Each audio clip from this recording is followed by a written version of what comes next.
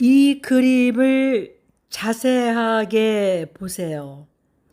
입은 크게 벌리고 손은 들어올려 쌍욕을 하면서 삿대질을 하고, 눈은 부릅뜨고 발을 벌리고 공격적인 자세로 말을 하고 있습니다. 얼마나 무서운 모습입니까?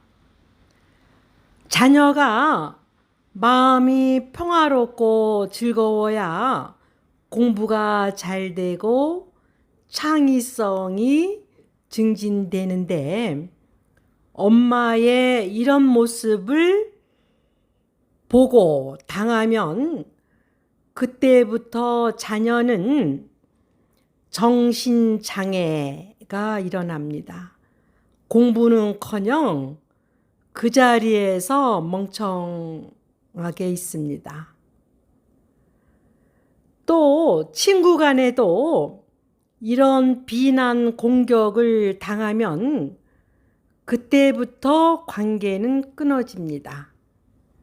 하물며 함께 한 집에서 사는 부부에게 부인이 혹은 남편이 공격적 비난하는 의사소통 대화를 계속 하고 있다면 그때부터 부부관계는 금이 가고 1년 이내에 이혼을 하게 됩니다.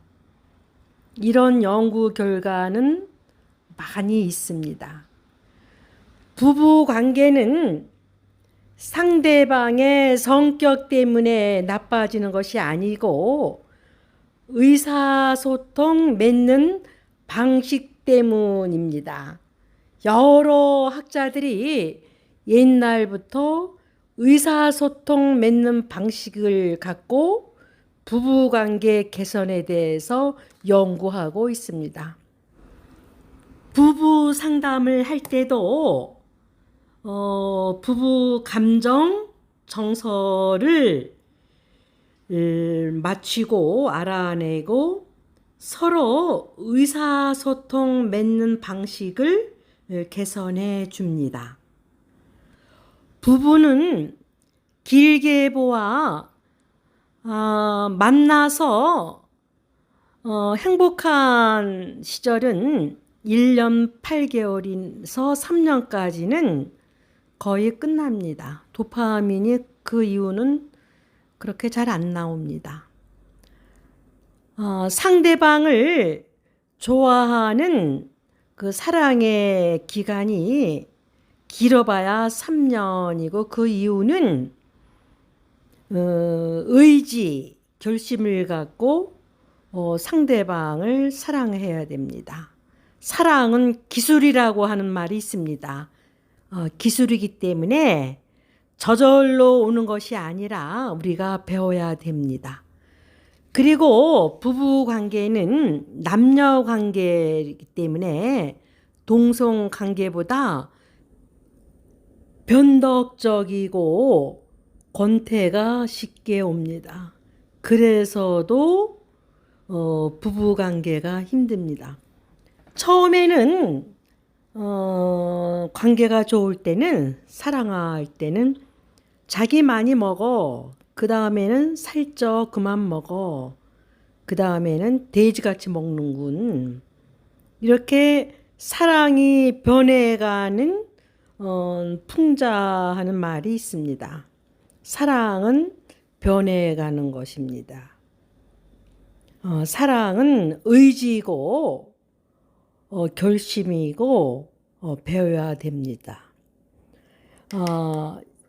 우리가 남한테 비난을 할 때 주의사항, 첫째, 자신의 마음을 점검해 보세요.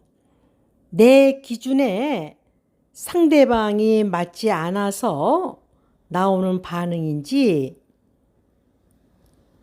상대방이 진짜 비난받을 행동을 했는지 자신의 마음을 자세히 들여다보세요.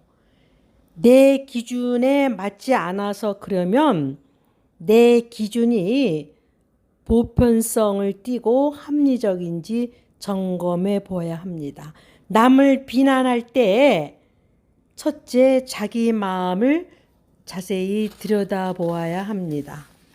또 두 번째는 비난할 때는 몇 초의 시간밖에 걸리지 않아요. 그리고 그 당시는 시원하지만 그 다음 상대방은 비난의 말을 듣고 독사방에 물린 것처럼 평생 상처로 남는다는 사실을 알아야 합니다. 타인이면 안 보아도 되는데 부부는 평생 안고 살아야 됩니다. 요즘 할머니들이 항원 이혼을 젊은 사람들보다도 많이 한다는 통계가 있습니다. 여기서 항원 이혼은 65세 이상 먹은 할머니들을 말합니다. 이것은 젊었을 때 남편한테 많이 공격을 당하고 시집 식구들한테도 많이 비난 공격을 당했다는 것, 부당한 것을 당해서 참고 살다가 나오는 경우가 많습니다. 이사 갈 때 강아지를 가지고 있으면 데려간다는 말, 또 할머니들이 곰탕을 많이 끓여 놓으면 할아버지들이 또 어디 멀리 가려고 하나라고 겁이 난다는 거, 또 젖은 낙엽처럼 그 할아버지들이 끈질기게 붙어 있다는 그런 풍자하는 말들이 굉장히 많습니다. 간단히 웃어 넘길 수만은 없는 이야기입니다. 세 번째 주의사항 알아두어야 될 상황은 부부간에 비난 공격을 할 때 아무리 화가 나도 이 행동이 가져올 결과를 전체적으로 보셔야 합니다. 그 당시는 비난 공격을 할 때 시원하고 이기는 것 같지만 당하는 사람은 독사뱀에 물린 것처럼 평생 아파합니다. 그러면 그 결과는 아이들한테도 영향을 미칩니다. 네 번째, 비난 공격을 받을 때 받는 배우자는 저 사람이 너무 화가 났구나 하고 그 안에 있는 화가 나는 사건을 직면하고 그 감정도 자세히 들여다보고 이야기를 들어주셔야 됩니다. 막 공격하고 비난하고 싸움할 때 한쪽이 그 장소, 방, 공간을 떠나서는 절대로 안 됩니다. 듣기 싫어도 공격, 비난하는 의사소통을 잘 들어주시고 그 안에 들어있는 그 감정을 초점을 맞춰서 공감을 해 주셔야 됩니다. 상대방이 화를 내고 공격을 한다는 얘기는 나 너무 화가 났으니까 내 이야기를 들어줘. 그런 표시입니다. 그런데 듣기 싫다고 걷어차고 나가서 그날 밤 안 들어오거나 차 안에서 자거나 이런 행동은 부부싸움을 할 때도 기본 A가 아닙니다. 그 장소를 절대로 벗어나서는 안 됩니다. 그 장소를 떠나야 한다는 것은 너를 상대하기 싫다는 거, 상대방 배우자를 완전히 무시하는 것입니다. 어떤 부인이 시댁에 명절날 갔다 와서 시댁에서 시어머니와 또 함께 기생충처럼 들어와서 사는 그 신우랑 함께 이 배우자 엄마를 비난 무시를 했습니다. 남편도 그 옆에서 다 봤습니다. 아무런 내색을 하지 않습니다. 그러니까 이 부인이 이제 집에 와서 남편한테 그 사건에 대해서 이야기를 하고 너무 화가 난다고 남편한테 공격적인 언어로 말합니다. 남편은 들은 척 만 척하고 상대방을 이야기를 안 듣습니다. 그러면서 남편은 니네 집에 니네 부모들은 나한테 어떻게 하냐, 무슨 말단 하인처럼 취급하고 말을 막 하고 조롱하고 갖고 노는 것 같아. 그래도 난 참고 있어. 근데 뭘 우리 부모 갖고 그래? 네가 참아야지. 뭐 그런 거 갖고 그러냐? 이렇게 하면 부인의 마음은 이해받고 위로받고 싶은데 아무런 위로도 못 받습니다. 이 부인의 마음 속에는 이 사건의 밑에 깔린 감정은 슬픔입니다. 시댁에 갔다 와서 그 무시받은 거, 남편 때문에 내가 왜 이런 사람들한테 무시를 받아야 하나, 너무너무 화가 나고 그 밑에는 엄청난 슬픔이 있습니다. 이럴 때 남편이 막 공격을 하지 말고 조롱하고 무시하고 이렇게 하지 말고 그 밑에 깔린 감정을 찾아내서, 감정이 하나, 두 개, 여러 개면 여러 개를 다 찾아내야 되겠죠. 그래서 당신 너무 화가 났구나. 그리고 마음이 슬픈 걸 위로해주고 치대고 여러 번 하셔야죠. 한두 번 갖고는 안 되죠. 예, 이렇게 해서 부인의 그 무시받고 속상하고 그 슬픈 감정을 깊이 만나줘야 돼요. 여러 번. 그러면은 그래도 풀리죠. 그리고 그 다음부터는 남편이 직접 시부모님한테 자기 아내한테 그런 행동을 못하도록 엄청 싸우고 공격을 하셔야 돼요. 그 시부모님들도 아들이 커서 한 가정의 가장인데 뭘 이래라 저래라 간섭하고, 특히 며느리한테 그 이혼하고 들어온 신우까지 합세해서 그 이상한 집안이죠. 모르는 시부모님이시죠. 이럴 때 남편은 자기 부인을 위해서 나가서 싸움을 할 줄 아셔야 돼요. 그렇지 않으면 부인이 엄청나게 당합니다.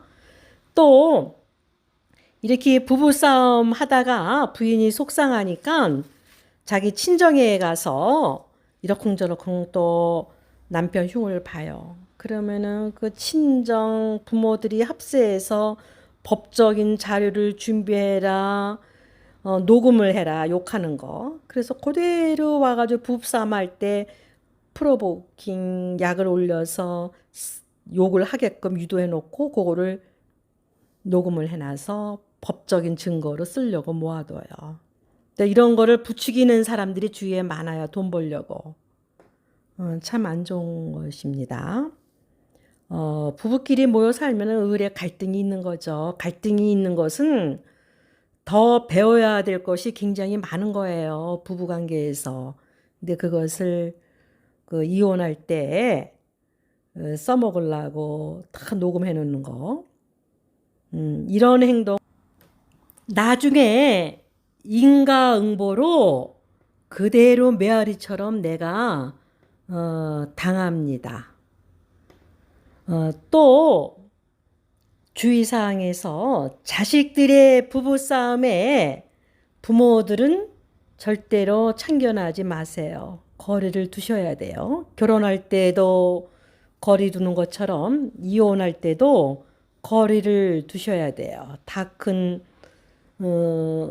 어른들 자녀가 이혼하는 일에 이래라 저래라 가스라이팅을 하거나 이래서는 절대로 안 됩니다. 나중에 합칠 때도 있고 합치면은 또 역공격을 당합니다. 부모 때문에 우리가 이혼했다고. 또 손주가 성장해서 엄마 아빠가 이혼한 거에 대해서 할머니, 할아버지, 외할머니, 외할아버지, 친할머니, 친할아버지가 개입됐구나 이런 거를 알면은 엄청나게 또 역공격이 들어올 수가 있습니다. 절대로 참견하지 마시고 거리를 두세요. 인간관계 중에서 제일 어려운 것이 부부관계입니다. 결혼을 위해서 의사소통 기술을 배우지 않고 바로 결혼해서 매일같이 부딪히면서 일어나는 문제를 상대방을 비난하는 걸로 하고 있습니다.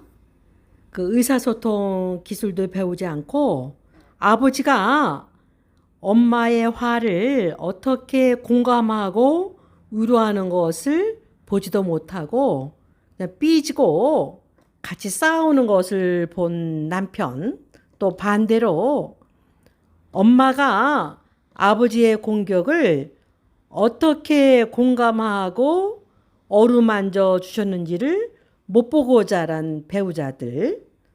그러니까 상대방이 나를 공격하면 네가 나를 찔렀어? 그럼 나도 찔러. 그래서 무조건 싸움에는 이겨야 한다는 거. 그렇게 싸움합니다. 그래서 상대방 배우자가 나를 공격하면 나도 찌르고 또 심할 때는 신체적인 폭력, 기물을 부시고 또 신문지상에서 보면은 심지어는 살인까지 일어나는 행동이 있습니다. 다 순간에 일어나는 행동들입니다. 부부싸움에는 지는 게 이기는 것입니다.